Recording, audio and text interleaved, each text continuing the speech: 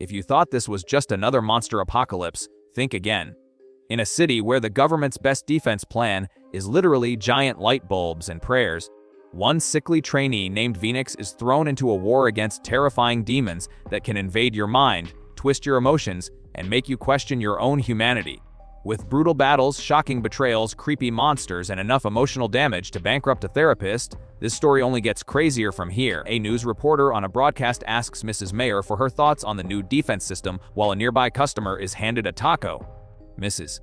Mayer explains that they are installing very effective light pillars all around Suraya City, claiming the city will be brighter so threats have nowhere to hide. Onlookers discuss the rumored terror attack, with one skeptical person questioning if lights are really the solution, while a vendor yells at a man holding a hot dog to move if he isn't buying anything. Suddenly, a dripping sound is heard as someone walks through a crowd. A cameraman spots the mayor and yells for the camera to roll, but the mayor is seen apologizing profusely, begging people not to be disappointed in her because she did her best and doesn't know what to do anymore. She then asks everyone if they have prayed today. Looks like the city's defense strategy is just high wattage light bulbs and prayer. The mayor continues her broadcast, asking if everyone has confessed their sins and asked for forgiveness. She confirms that what they heard is true and there is no time left. The crowd realizes the threat keeps coming and that they failed to recognize it wasn't a terrorist.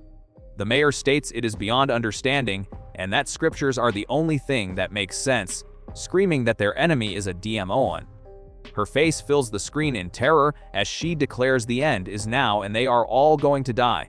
The broadcast cuts to static, and then an anthem introduces the government's newest power, an organization called SAVIOR, urging people to join and save Suraya as lightning strikes. Nothing says safety, like a cult leader screaming on live TV before the signal cuts. 11 hours later in December 2029 at the National Hospital in West Suraya, screams echo through the halls. A doctor reviews a list of 10 hysteria cases, 14 injured patients, and 12 panic attacks, all caused by the ghost attack. He wonders what is happening as text explains that locals call this ghost threat by a specific name. The doctor points at a TV screen showing the Savior logo, blaming her for people losing their minds. He calls Savior a scam and advises people to stay in well-lit areas. He yells at a hooded figure touching the screen, asking what they are doing. The figure, Venix, claims he just needs medicine because he hasn't been feeling well. The doctor is treating panic attacks, but Venix is treating the TV screen like a vending machine. The doctor yells at Venix and everyone else, calling the kid a sick brat. Venix grabs the doctor's hand, refusing to let go and insisting they have to hear the warnings.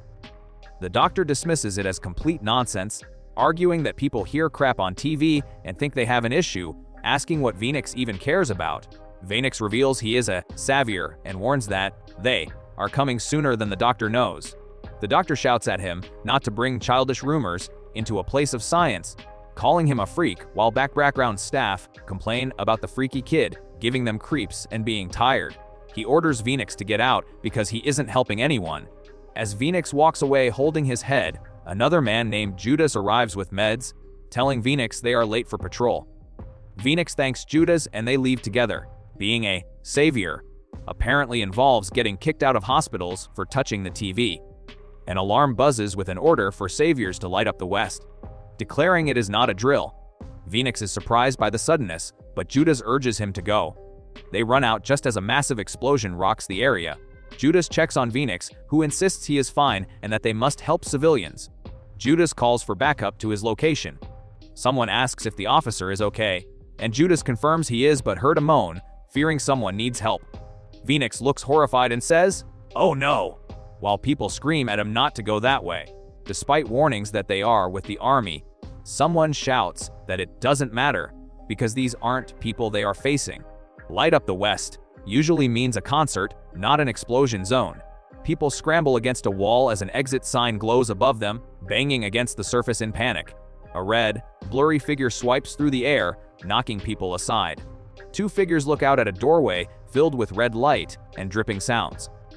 One person asks if they have to get out to the pillar. Another replies that it is too late for that route and they must escape another way. An older man asks if the large case Venix is carrying can help them. Venix replies that it is too risky to use it in here. Someone yells for them to just run. As people drag others along the floor, someone asks if Venix is really a savior. Venix admits he is actually still a trainee, and this is his first encounter. The person calls the new force garbage. Venix thinks they need to bring these people out into a well-lit area. Someone yells that they need to go a bit faster. Trainee on the first day. That's like letting a learner driver handle a Formula 1 car during a crash. People run in terror, one shouting that they are holding a baby. Someone asks what is behind them. A man decides to screw it and shoot the thing. Venix looks back and decides he has to slow it down. He tugs at his gear, realizing he has no choice but to use the EKG.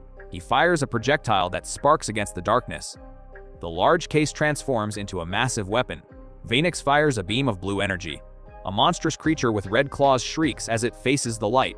Using an EKG as a gun, that's one way to restart a heart or stop it permanently.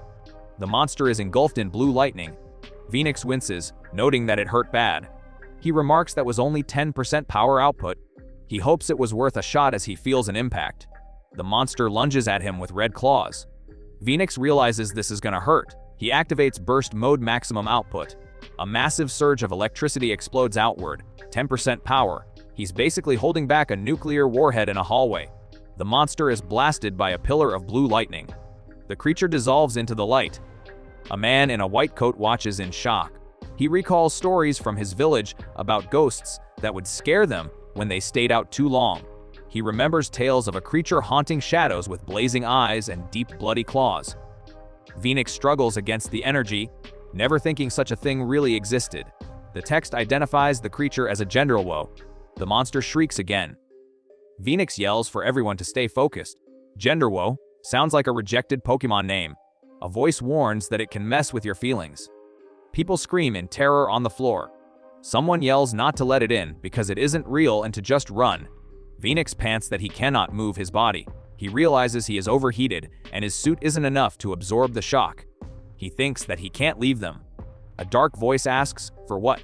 Shadows with blank faces ask why he is doing this. They ask if it isn't sad that these acts are pointless. They tell him that in the end he will still be alone. They say it is all because they don't know the truth. Venix screams in anguish. He realizes these feelings are overwhelming and intimidating and they aren't his. His eye widens in realization. The monster looms over him. A voice yells for him to wake up. The monster is hitting him with emotional damage now. That's a low blow, literally and figuratively. Venix looks back and says the creature almost got him by luring him out of the light. The creature roars, how dare he? Venix shouts he cares for them because he is one of them. Venix vows to prove it.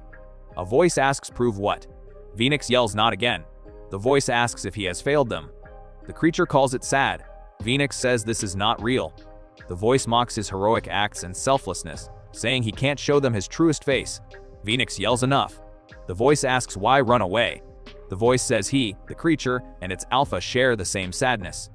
This monster is trying to therapy, speak him into submission. Very effective. The voice invites him to join, be true, and see reality. Venix thinks it can't be like this. The scene shifts to a street with twitching bodies, described as a parade of sadness. The monster appears.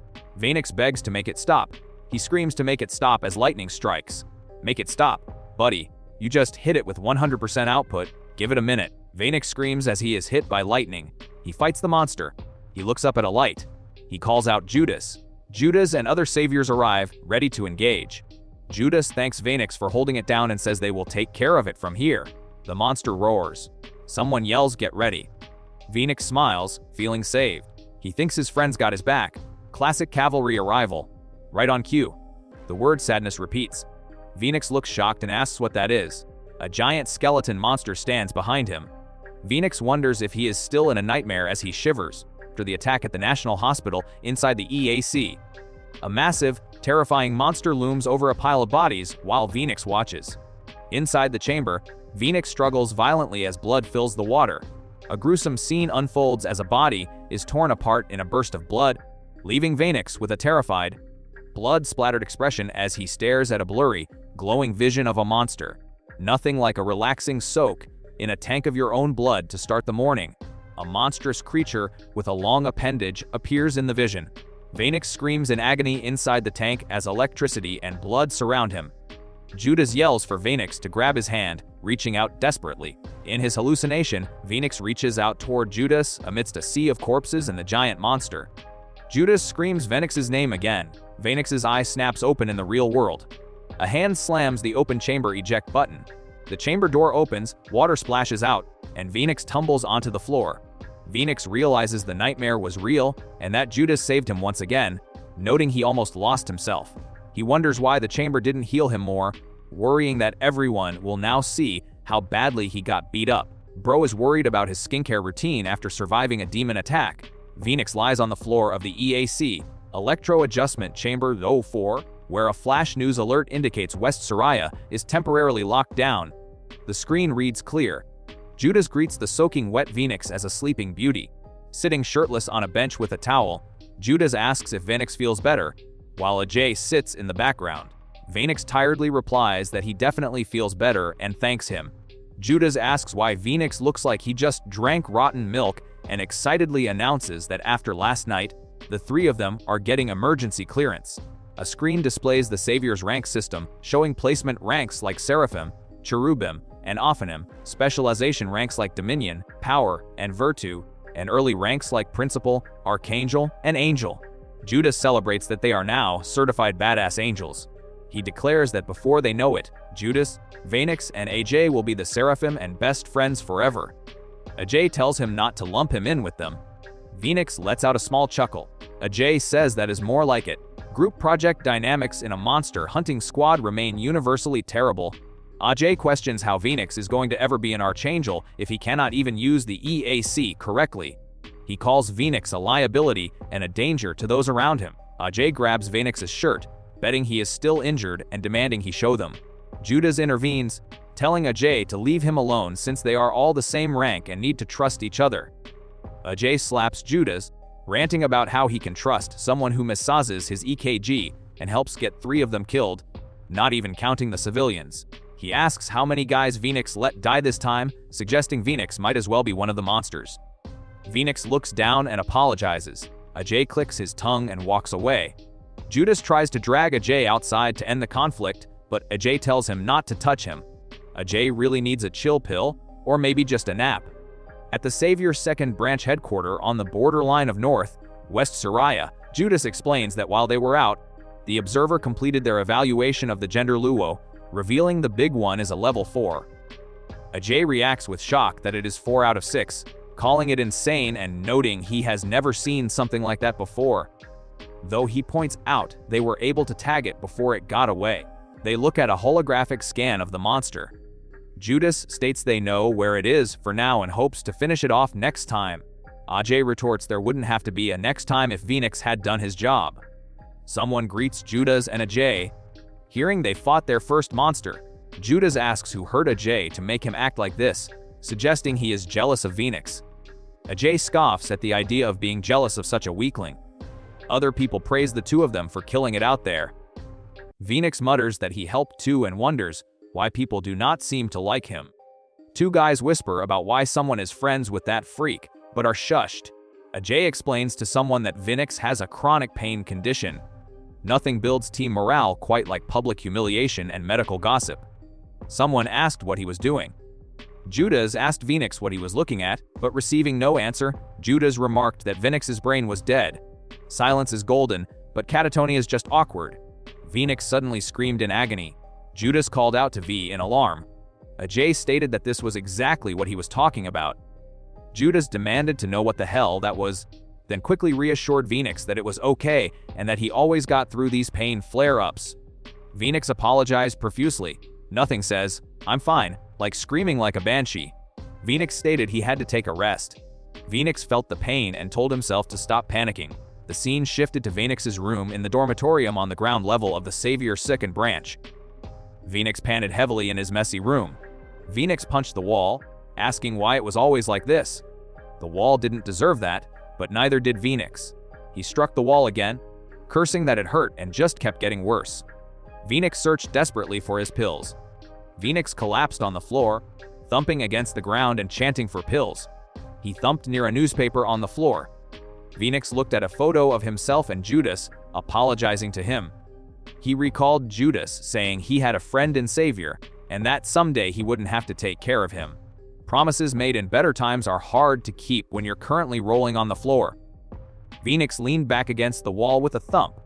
Venix picked up a notebook, deciding he needed to write something as a good distraction, and sighed. As he scribbled, he wrote that the devils were real. He wrote about the one that could manipulate emotions, noting it had glowing eyes and glowing claws. He drew a scribbled monster and wrote that it got to him, questioning if he was really extra vulnerable to their frequency. Stick figure monsters are terrifying when you're in pain. He questioned if the sadness was real or if he was weak to it, or maybe it was all because of the white dwarf. He gritted his teeth. Venix yelled at an unseen presence, accusing it of doing this again and causing death just like those devils. He grabbed a doll and called it a bad one. Venix insisted he wasn't crazy and that the emotion was coming from the Genderuwo. A voice agreed with him. Talking to dolls is a great sign of mental stability. The doll seemed to agree that the bad one was a bully like the rest of them. A cat doll told him he would be the best savior of all time and that they just needed to be careful. A white bear doll told him not to worry because they loved their Venix. Venix agreed with the dolls. A monstrous red eye appeared, calling him a liar. The monster attacked the dolls, causing Venix to cry out. Venix denied being like them or like the shadowy figure. He insisted he was not. He reached out a hand. Venix knelt on the floor, declaring he was part of Savior and would prove he belonged just as much as AJ and Judas. Pep talks are essential when your only audience is a pile of stuffed animals. He told himself he just needed to be careful. The scene shifted to the central area of the Savior's second branch. Someone mentioned new info on the white dwarf and told them to check it out. On a holographic screen, they noted that they didn't know why yet, but this baddie could enter the light, which was what let those headless shits attack their light pillars. Headless shits is a very scientific term. The screen showed jackets categorized as the infected, and someone pointed out the report written by the observer herself. A screen displays a green jacket, stating that the infected were once people, but are now something less. Venix asks who cares then? Priorities, right? Venix looks at a screen displaying high-level threat text. A screen shows the white dwarf or white-haired dwarf, a skeletal figure listed as a level threat 4 high-level threat with voice records and relative reports. Level 4 sounds like a boss fight in a video game. Venix, and Judas walk down a hallway with a red carpet toward a door bearing the Savior logo. They enter a room where confetti falls and people clap as a woman named Bailey stands with open arms. The three men stand in a line and salute Bailey. Venix stands with his arms crossed, looking annoyed while shadows with eyes loom behind him. He's really not a team player. Judas poses and says he knows it is all happening. Venix says Someone in the crowd calls them the popular guy and the freak, questioning why Venix got promoted since he hasn't done anything remarkable. Ouch, the gossip is brutal. Bailey steps forward and tells them not to forget that they are all on the same team. The crowd gasps. She states that everyone deserves respect and to be treated alike, and that there are more important matters at hand. The men reply, "Yes, Captain." Bailey looks at a wall of monitors showing chaos and says there are people still trapped in the fallen zone. A man states that every day the Genderuwo eat more of them and grow their forces. He says if they want their families, friends, and society to survive, they have to work together to beat the devil himself. Bailey taps Venix's shoulder and says though maybe that does mean not promoting someone who is kind of freaky, smiling creepily. Subtle as a brick, a close-up shows the badge X-14 on Venix's chest as Bailey's hand rests on his shoulder. Venix walks away, thinking he is not a freak. Bailey asks pardon with a smile. Venix declares he will kill the white dwarf for all of them. Judas looks surprised. Venix looks intense. Bailey claps her hands happily, saying he has made her day, child. Bailey asks why he doesn't prove his commitment first, while someone says Bailey please and a man shoots a gun in the background. Proof of commitment usually involves paperwork, not gunfire. Bailey explains that this mark of commitment is crucial for all of them and is a test of decision-making in a critical moment. The group stands there as a sound is heard. A camera device is shown. Feet are shown in shackles. A voice declares, "Behold the spawn of the devil, a true infected." Venix looks shocked at his badge X-14. The text introduces March J. Hare. Venix thinks that is not right. A monstrous face with red eyes is shown. described as having been a human and now a Genderuwo. A person named March J. Hare is chained to a structure. Bailey asks if Venix can execute it for them. Please. Venix stands before the captive. Voice asks Venix to be so kind and execute the monster before him. From a balcony above, Judas, Ajay, and others watch alongside Bailey as Venix stands below with a weapon aimed at a chained figure. Venix gulps nervously as a voice tells him he is a good soldier and asks what he is waiting for. The chained figure, March J. Hare, asks Venix to end this monster's life, though a narration box questions if the white dwarf is truly a monster. Venix aims his weapon through a scope while Bailey reminds him that everybody is watching. A helpful voice offers assistance, pointing out that the eyes are the weakest point and that it should be easy. Aim for the eyes, they say. It's always the eyes. Very helpful, Mr. Obi-Wan. Venix looks distressed as a voice asks if this isn't what he wants. Judas watches from above, thinking that Venix wouldn't do it in cold blood. Venix aims his weapon, telling himself that the target is a Genderuwo no matter what he is, and that as part of Savior, he must obey her. The crosshair locks onto the figure's head as text declares he is a Genderuwo with no exceptions. The figure simply says to do it. Venix's eye widens as he looks through the scope. He looks back, and Bailey asks if the thing just spoke to him. She tells him not to let it fool him because it is still a Genderuwo that can speak but isn't like them. Venix stammers that he is alright.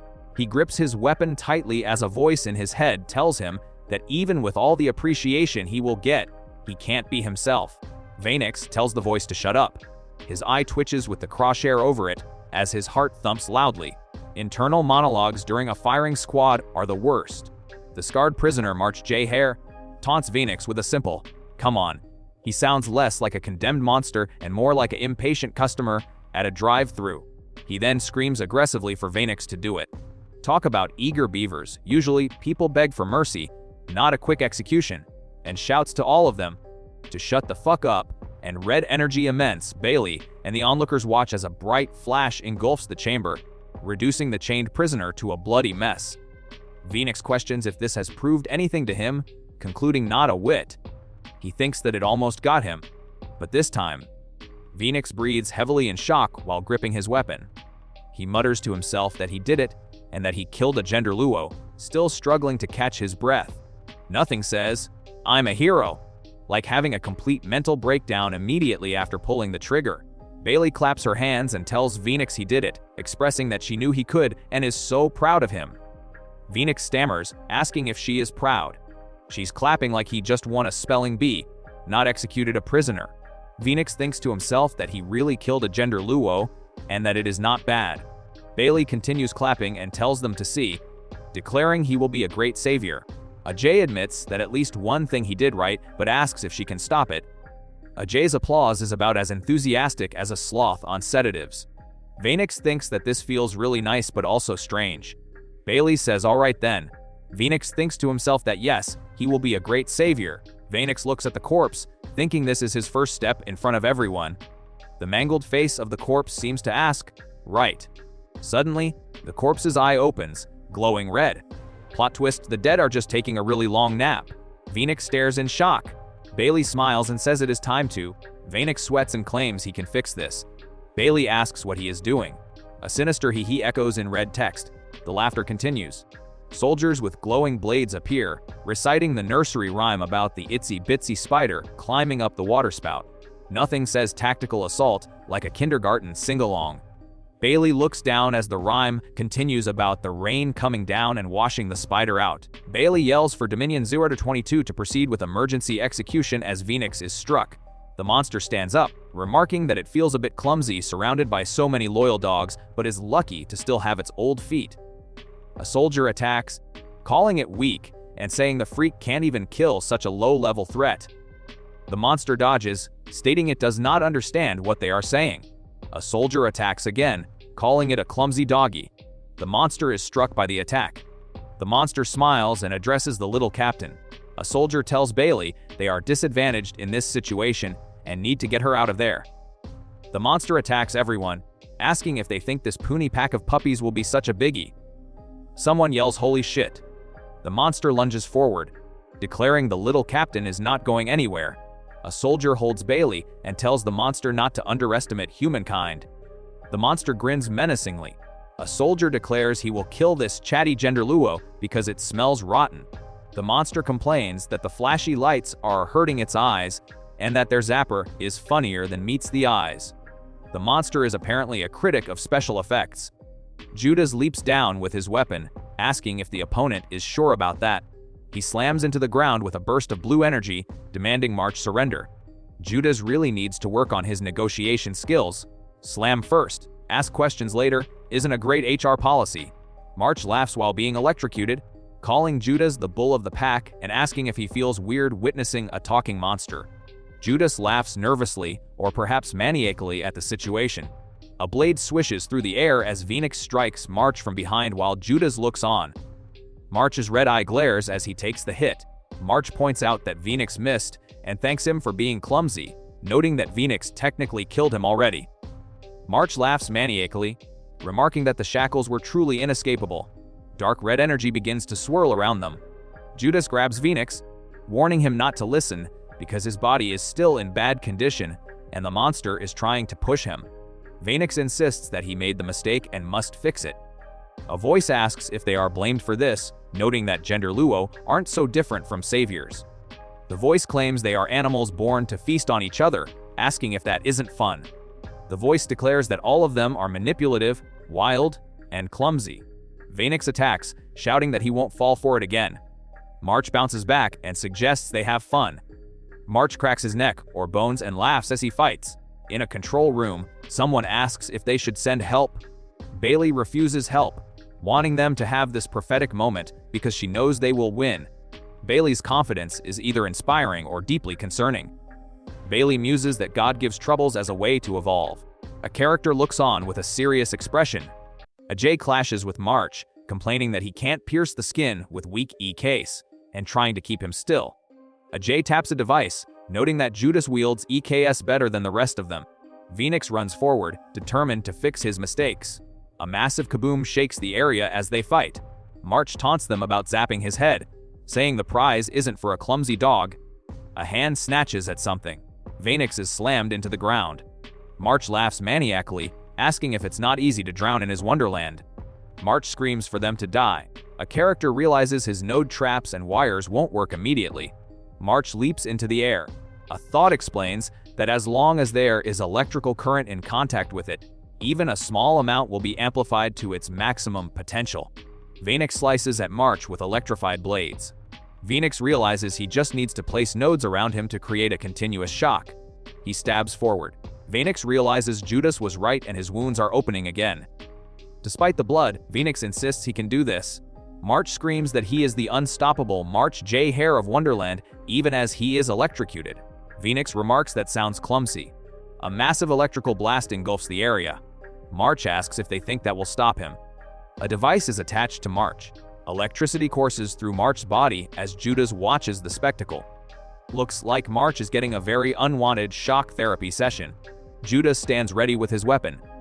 The monster March is engulfed in blue electricity, screaming that he cannot move and questioning if this is actually hurting him. Getting tased by a giant gun is usually a solid indicator of pain, but monsters are notoriously bad at reading the room. Judas yells yeah with a fierce, triumphant expression. Venix pants heavily, his body sizzling. He thinks they did it, though he can no longer feel his body and isn't even sure if the electricity hit him. He does, however, definitely know that his blood is leaking out. Numbness and bleeding, the classic signs of a job well done. A loud thump echoes as Judas suddenly collapses forward, blood splattering from his back. A bloody hand reaches out. Venix feels a strange sensation and calls out to Judas. Judas stands holding his weapon, looking down at the fallen figure, and asks if he got hit. Venix kneels on the ground, staring upward with a wide, shocked eye as he holds up his trembling, blood-covered hand, realizing that the situation is very bad. Realizing you're in trouble by looking at a bloody hand is like realizing your house is on fire because your coffee is boiling. Venix is engulfed in blue electricity. He wonders what is happening to him and tells himself not to tell anyone. He realizes it is out of his control and that Judas cannot see him. Judas asks if he is okay. Venix thinks this is bad and he cannot let anyone see, deciding he needs his medicine right now. Judas reaches out his hand, calling Venix's name. A red tendril swishes through the air. The monster March attacks Venix from behind, declaring he is not done with him yet. Venix's eye glows with blue electricity. Judas yells no. When your friend starts glowing like a neon sign, it's definitely time to call a doctor, not a priest. Judas looks on in shock. The ground cracks open. Judas looks down into the chasm, confused. A massive, monstrous figure emerges from the chasm, screaming as Judas and others fall into the depths. The ground continues to crack and crackle with electricity. People lie on the ground, groaning in pain. Falling into a giant hole is a great way to skip the rest of the conversation. Someone thinks their head hurts. A bloody face is shown, and Venix thinks of Ajay. Judas reaches out, thinking he cannot let him die and wondering if the monster hit him. Judas looks on in disbelief. A tall, skeletal monster holds a defeated soldier. Judas thinks the monster defeated all of them and wonders if he is really able to beat this monster. A bloody figure thinks about all of his friends. Judas yells that it is just a monster, nothing but a monster. Denial is a river in Egypt, Judas, but it won't save you from that thing. A mechanical device emits blue electricity as a voice states the strongest must protect the others. A monstrous skull face stares. A giant mouth with red teeth opens, and a voice calls someone a puny, worthless meat sack kneeling before their enemy, remarking how clumsy they are. The voice says only those vulnerable to fear fall into their wonderland and asks if they are aware of that fear inside. Venix says he is not afraid. A voice replies that he is. A giant mouth is shown, and a voice mentions their spider friend is here and bets she is here for them. A skeletal monster says there is another like him, but questions where the fun is if it ends right now, stating this one is not bad enough. A voice says they are not ready for that. No one. Monsters critiquing the difficulty level of their fights is just rude. A voice declares they cannot let their fears control them. A voice yells damn it as blue electricity explodes. A skeletal monster with blue hair says the attack barely tickles, all for that little captain who put something in its eyes, thinking she believes she can control its life. The monster thinks if it can get rid of it, they would be able to really have some fun. The monster looks at a fallen soldier, thinking maybe Spider might be after her as well, calling it so sweet, and a fun race. A giant mouth with red teeth says it has to feast and harvest first. The monster holds a glowing figure, thinking about this awful power. Nothing says, I'm having a bad day, like being digested by a giant mouth while contemplating your awful power. In a control room, a voice states they will never be found there. It turns out only the upper floors were hijacked, and no one below the 7th floor noticed the commotion, which is bad. A woman observes that March is really pushing the team far and asks D22, Bailey, to check the system room. Bailey addresses her as mistress and agrees.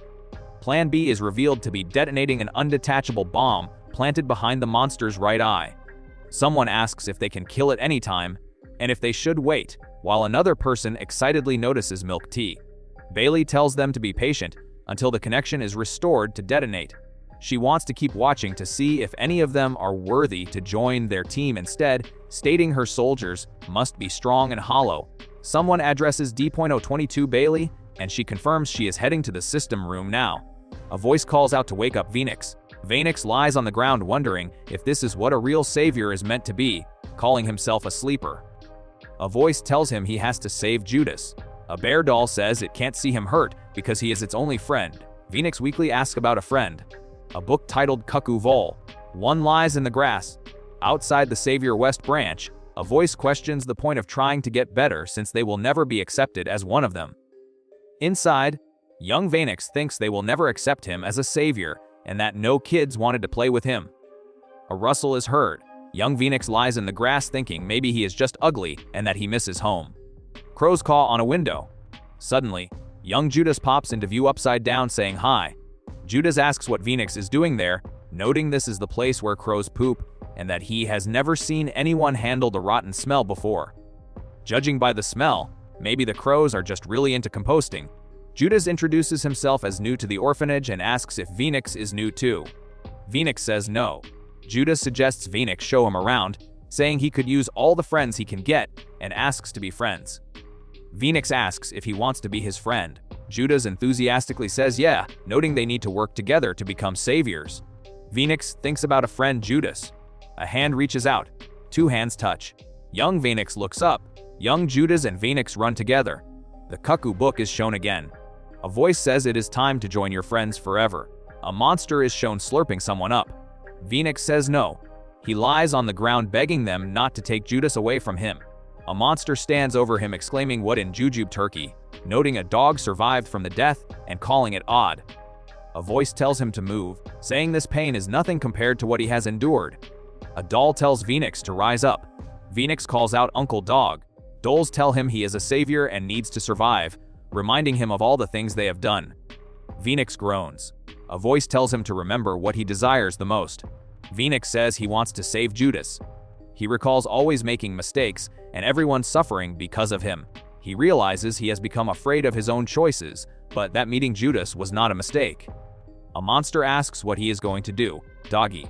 Venix thinks that since Judas never doubted becoming his friend, he will push himself as far as possible. Venix shakes as his eye glows.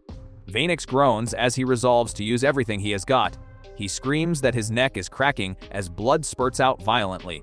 Chiropractors would definitely charge extra for that kind of adjustment. Covered in blood with glowing yellow eyes, Venix states that his eyes are on the target. The monster realizes why, noting with amusement that a Genderuwo is inside the savior and saying this is going to be so much fun. The monster demands to be shown something while attacking, but a massive explosion rocks the area. A figure is slammed violently against a wall. The monster laughs wildly, shouting to get it wild and wild, but then complains that its tummy has been pierced out. Calling a gaping mortal wound a tummy-ochi is a bold coping strategy. Blood splatters across the area. A bloody Venix warns the enemy to stay away. Venix, looking monstrous and covered in gore, screams for the creature to stay away from his friend. On December 29, 2029, before the West Suraya incident at 200 a.m., Venix tells Judas that sometimes he feels less tired being far from the crowd. Judas points out that Venix is always tired and has never had a good sleep, to which Venix agrees. Judas announces that tomorrow they will go patrolling in the west. Venix hopes to meet one of the creatures there and help as many people as he can so they will see him as their hero, like how everyone sees Judas. Venix tells himself he is not a freak nor a monster just as a loud crash occurs. Self-affirmations are great, but usually work better before the building starts collapsing. Venix screams in a transformed state as he attacks. He yells for the enemy to come and fight him. The monster asks what he was thinking living with humans all this time. The monster tells him he saved no one. The monster asks if he knows why as it crashes into things. Venix tells it to shut up. He yells for it to shut the hell up and die. The monster claims Venix has weaknesses too, and that it has seen them. The monster laughs maniacally and says Venix doesn't know what he is talking about.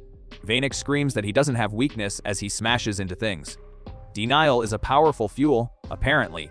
The monster says it is not bound by anything and suggests they conquer the world together, so it can show him ultimate freedom. The monster asks if that wouldn't be fun. A cracking sound is heard. Venix calls it bullshit.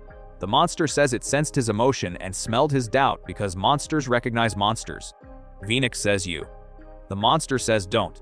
Venix says no me as a cracking sound happens. A whooshing sound occurs. The monster asks why he is hiding his true colors from the world, and if it isn't frustrating for a monster to live as a human. The monster is really pushing the join the dark side. Sales pitch hard. A voice yells that an infected is escaping and orders an attack. A whooshing sound happens. Venix yells for the dogs to be silent. Soldiers scream and one yells to shoot it while another yells not to shoot. A buzzing sound happens. A splat sound is heard as a head is hit. The monster asks him to think about where all his friends are now. The faces of his friends appear as monsters. The monster asks how he could live in a strict and colorless world, surrounded by people who don't care about him, and notes they are all set to pursue the same goal, to become a soldier. The monster says they are the ones who will hurt, betray, and make him look dumb. Venix tells it to stop it, gaslighting on wanting turn his friends into zombies. Venix screams enough as he attacks a giant face. He screams as he attacks the illusions of his friends. A buzzing sound happens as the illusions scream. The monster demands to see what he really is. A swishing sound happens as Venix attacks. The monster notes he doesn't even hesitate. The monster tells him that is very clumsy. The monster tells him to look at the reality he needs to see. The monster points out how weak humans are and how strong he is as a Genderuwo. The monster calls them the spawn of Genderuwo. Venix insists he is a human. The monster says it will take away his humanity as it stabs and grips him. A tearing sound happens as the monster bites into him. That is definitely not a hug. Venix stands amidst the rubble of a shattered wall, declaring that he will not let anyone take away his humanity. A figure stands alone in a dark void, confused by the feeling of being crowded despite the ringing silence. Sounds like a Monday morning meeting. A monstrous face with long hair and a glowing red eye questions how being a monster could be a better option than flawed humanity. A small figure sitting in the darkness asks someone to tell them how it feels to see their fear. A blue light illuminates the figure as a voice describes fear as a judgment that wants to break free. In a chaotic swirl of colorful, distorted shapes, the name march is called out. A blue monster screams that it cannot move, calling its opponent an unfortunate one. The blue monster explains that its fear makes it like this, and that its fear of death keeps ruining its life. Existential dread is a real killer. A face with glowing eyes is shown amidst blood splatter as a voice admits to fearing hurting someone, which makes them eager to punish themselves. A dark, spiky monster is engulfed in red energy. A monstrous figure is impaled by a thick red beam. A dark shadow looms as a voice states it cannot let that live forever because it fears dying alone one day. A white-haired monster looks confused, realizing its senses are returning and it can control its body again as the emotion inside fades away. In a white void, a voice feels a lingering emotion that is not its own, concluding it must be his. A figure hangs limply from a red tendril, apologizing to March and stating they cannot live like him. The dark monster rises while the smaller figure remarks that it was scary. A green eye widens in disbelief. A tall, thin monster laughs creepily over a kneeling figure. The monster tells the figure they are something else, and that it is a waste to choose to live as a human. The monster declares it is done with the figure, who looks confused. The kneeling figure calls the other a Genderuwo and a monster, asking how it can act so above them. The tall monster replies that the figure has been on the human side too long and takes things too seriously. The monster shows that this is the farthest it can heal its body, stating it is already dead and suggesting they have some fun. The monster admits it enjoyed the night so much it forgot about something beeping in its eye, then slaps itself to shut up the voices. Self-slapping, the ultimate mute button. The figure asks how long the monster can survive like this, predicting its undoing will come from other Genderuwos it has to kill. The figure points out how many chances the monster had to kill him, noting it wasn't really trying. The monster twitches and laughs, stating something is holding the figure back and the voices will only get louder. A hand reaches out as the nursery rhyme about the itsy bitsy spider begins. The rhyme continues about the spider going up the water spout. The monster declares it has found the right place in Wonderland to die. The figure yells that the monster is a Genderuwo, and this is its show now. The monster tells the figure not to let them make him less. The figure crawls forward desperately. The figure reaches out toward a bright light, calling out to March as a ringing sound occurs. A massive explosion of blue energy engulfs the area. The monster falls into the light, screaming that it finished its performance. The monster dissipates. The figure reflects that the monster laughed until the very end, wondering what made him so happy about losing and dying, who he was performing for, and why he feels like someone is watching him. Plot twist, the audience is always watching. A close-up reveals a wide, shocked yellow eye. The narrative states that someone else is here, watching them, and they are very, very mad. Two bizarre figures stand on a high ledge overlooking the city. A tall, lanky clown in a polka dot shirt and a smaller, dark figure with tentacle-like hair. Nothing says, "We mean business," like a clown and a goth kid on a rooftop. The power is reset and it is done. Bailey stands with a man on crutches, noting that she found something as she expected, but she shushes him. A voice asks Bailey if the bright, glowing sphere of energy is beautiful. The voice declares it a gift of selfless sacrifices and a victory, noting that they fought bravely like an angel. The injured man asks what the voice means. The narrative explains they were not supposed to fight a monster out of their league, and the man says no to Bailey. Bailey states that whether necessary or not, a war between humans and Genderuwo is already happening, and there will be a hateful bloodbath sooner or later, so they must prepare the kids for the worst. A hand is shown with a red rose mark as the narrative mentions that when the time comes, they will all be judged as told in the White Throne Judgment. Sounds like a very dramatic HR performance review. A destroyed room filled with dead armored soldiers and a cross in the center is shown as the narrative declares they must save Soraya before judgment no matter the cost. The injured man looks out a window at soldiers fighting, stating that before that, a true savior will be born in this generation, standing by his side. A chuckle is heard. Bailey stands in a sunlit room with a creepy smile, chuckling. Her smile says, "I baked cookies," but her eyes say, "I baked you." A savior banner hangs high as a voice muses that people might think they are the lucky ones. Bailey stands before rows of soldiers, stating she is not so sure because the road ahead is dark and this will not be the last funeral they hold. She adds that because of them, there remains light at the end of the tunnel. The scene shifts to a damaged room with a glowing red exit sign, then to soldiers standing amidst the wreckage because of the survivors. Judas is shown also because of the survivors. In a large hall filled with body bags, a voice declares their deaths will not be in vain. Later, in the dining room on the second branch's 4th floor, people sit at a table. Nothing says, "Morning," quite like a hearty meal in a cafeteria full of body bags. An overhead view shows the dining table. A soldier presents a report to Bailey, who is drinking milk, stating it is ready for display. Venix and Judas eat, and a voice notes the report confirms everything. Bailey looks at a screen showing a hacking device, revealing someone placed it and March's escape was part of a coordinated effort. Judas and Venix continue eating as the report explains the enemy knew most saviors were busy fighting Genderuwo on the west side of Soraya and had been keeping an eye on them. Waiting for this moment, Venix spits out his food upon hearing that March was part of an infected terrorist group they have been tracking called the Wonderland. Venix starts coughing and Judas asks if he wants to go back to the med bay, but Venix insists he is fine. Venix sweats, thinking it is odd that remembering March's death is making him sick all of a sudden. He stares at his food, thinking about the death. A flashback shows March asking if he is doing the right thing. Spitting out food is the universal sign for this intel is harder to swallow than dry toast. The flashback of March continues. A voice explains that for some reason, he feels like he is not killing a monster. Venix looks at his hand, noting his blood has blackened. He looks in a mirror, seeing his body blackening, and realizes he does not feel fatigue, and the pain is gone, concluding he was killing a person like him, and finding it interesting.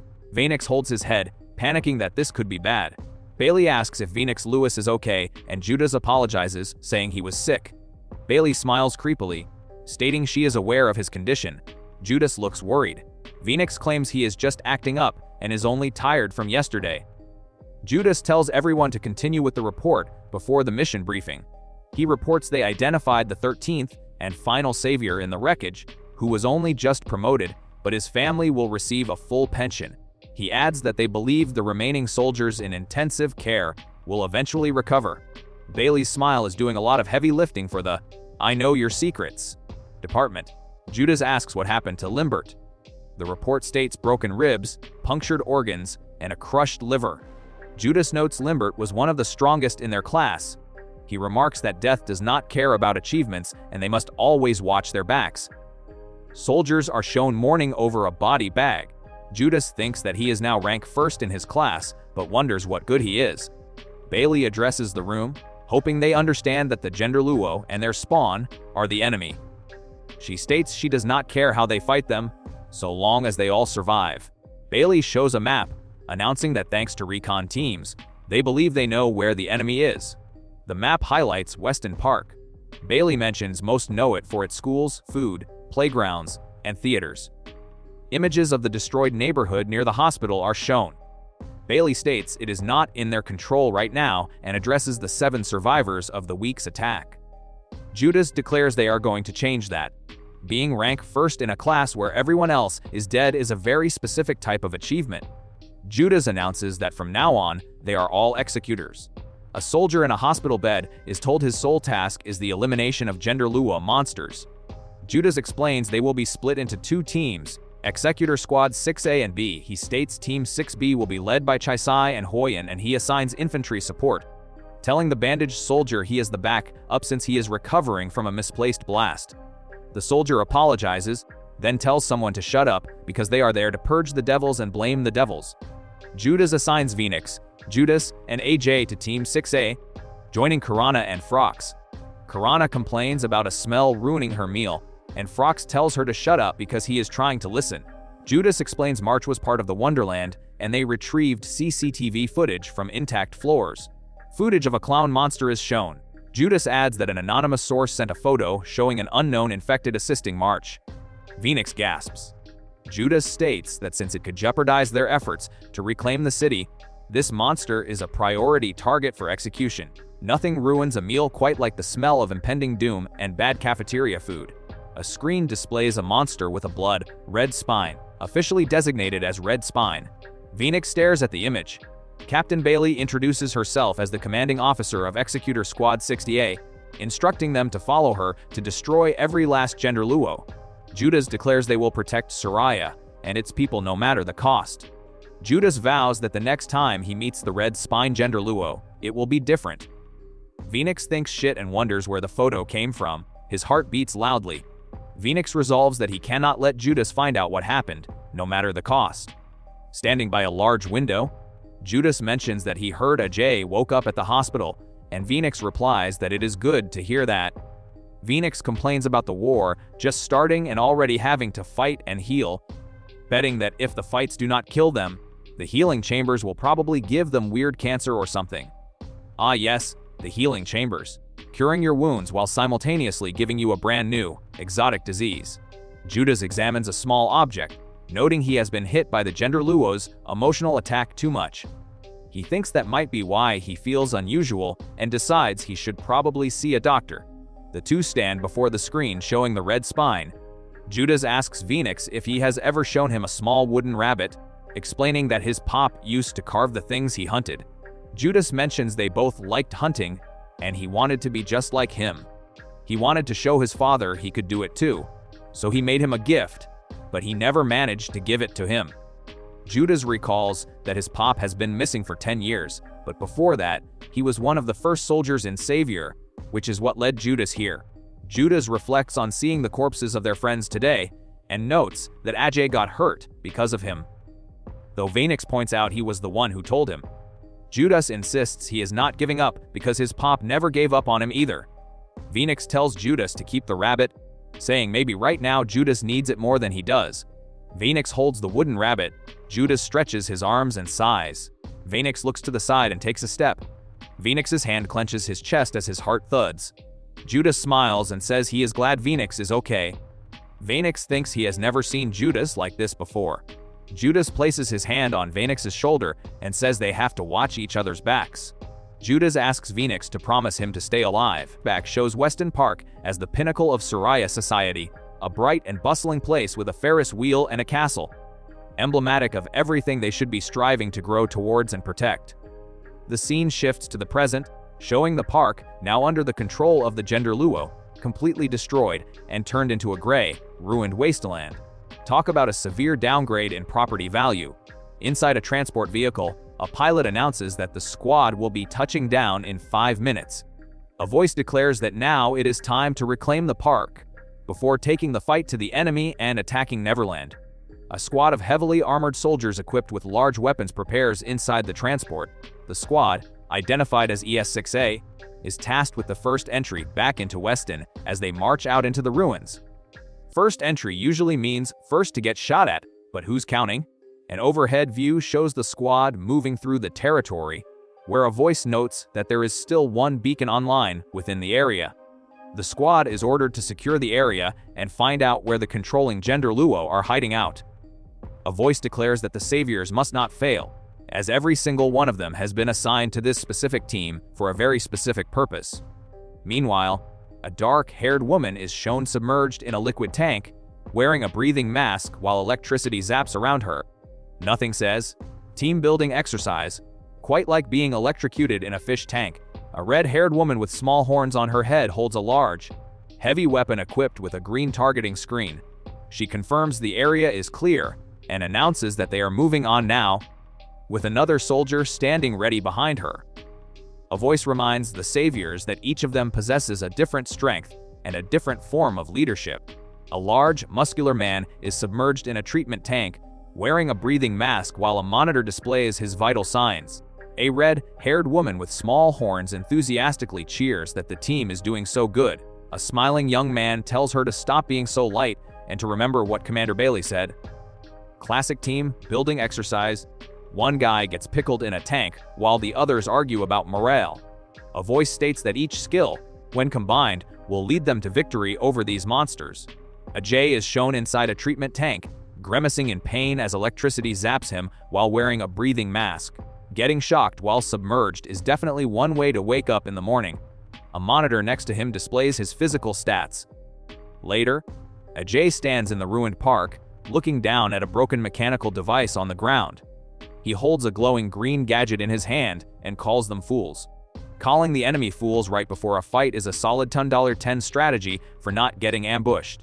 Hoyan stands on a metal walkway and announces that the drone is up as it flies into the sky. A voice states that every new addition will bring a spark and that they expect nothing but the best from them all. Judas is submerged in a treatment tank, grimacing as electricity courses through his body while wearing a breathing mask, with a monitor displaying his physical stats next to him. Expecting the best from people while actively electrocuting them is a truly inspiring management strategy. A soldier reports that Central Weston Square is clear and the target is in sight, asking Ajay for a status update on the sky while Venix groans in discomfort in the background. Because nothing says tactical superiority like a squad member groaning in the corner. On a digital map displaying the target and a light pillar, Ajay jokes that the sky is as cloudy as their team's future, prompting someone to yell his name. A voice orders the squad to proceed to observe the targeted area, noting it's the brightest spot around. In the treatment room, Venix coughs violently as he's submerged in a tank, realizing something strange is happening with his body. It's never been this painful before. He questions what's going on and regrets not taking his medicine. Judas tries to calm him, saying it's March's fault and that they need to move before the horde shows up, because nothing says mission focus like a team member wheezing in a medical tank. The squad regroups, with one member joking that the attack was just a few days ago and the area looks abandoned for a decade. Another teases that the Genderuwo think they can hide, but the squad isn't letting anything sneak up on them. The mood shifts between grim determination and dark humor as they prepare to deploy light bombs to blind and trap the Genderuwo. Ajay tells his teammate not to pity him and to worry about his spot in the rankings because he is about to take it. Judas looks on silently. Karana observes that they have two macho men and a loner, calling it a real recipe for success, because nothing says tactical perfection like a buddy cop movie cliché. Venix replies that, like Mr. Bailey said, they all offer something different. Karana adds that they will see how the Genderuwo react to testosterone. Venix thinks to himself that Karana and Frox both seem really smart and hopes he is not giving them a bad impression. Ajay suddenly stops the group, announcing he sees something. The squad looks toward a structure adorned with dragon statues. Ajay states that the devils are hiding somewhere there and instructs them to use their scope's vision to locate them. Venix looks through his scope. Through the lens, a mass of creatures is seen squirming. Frox exclaims, "Oh shit," and Ajay notes that is a lot. Venix says it is too many. Karana calls it interesting, while Frox says heck no. A digital map displays that 32 Genderuwo have been spotted, marked with multiple pop indicators. A giant dragon-like creature is seen from above. A horde of dwarf Genderuwo, classified as a low-level threat, screams in a mass. The observation notes that with this many, it could feel like fighting level 2 or 3 threats. The squad observes that the creatures look like they are eating each other. Venix notes that each Genderuwo has a specific emotional trait and suggests they might be bonded together by an emotion. Ajay says maybe he is right, but that is a really weird thing to say, so of course he said it. Logic has left the chat. Frox says it is too dangerous for him, stating their cries send chills down his spine and he has never seen this kind of behavior. A beeping sound is heard. Frox panics, realizing there is a signal coming from his light bomb, and calls out for Mr. Bailey. From an aerial view, Bailey states she sees it too and needs all of them to regroup, focusing on the one near Frox's trap as a team. Ajay complains about regrouping when it looked okay a few seconds ago. Frox insists they have got it handled because he saw them all with his drone. A narration box describes them as overconfident and arrogant, exactly what one would expect from a first-timer. Ah yes, the classic. I saw it on my drone. "We're fine," strategy that never ends in disaster. A voice over the comms guesses that the three soldiers haven't noticed the threat lurking behind them yet. Ajay, Hoyan, and Venix stare intensely ahead. A towering, shadowy Genderuwo with glowing red eyes and a wide, toothy grin stands directly behind them. A report notes that a Genderuwo daring to come inside the light resembles the white dwarf's behavior, calling it very odd and advising against hasty engagement. The squad receives orders to kill the one caught in Frox's trap first without making a commotion. They are instructed not to let any of the creatures follow and to take them one by one. A soldier acknowledges the order. The shadowy monster grins menacingly with sharp, red teeth. The creature sniffs the ground near a small device. The device cracks and glows with a bright red light. A beam of light shoots up, trapping the monster in a pillar of brightness.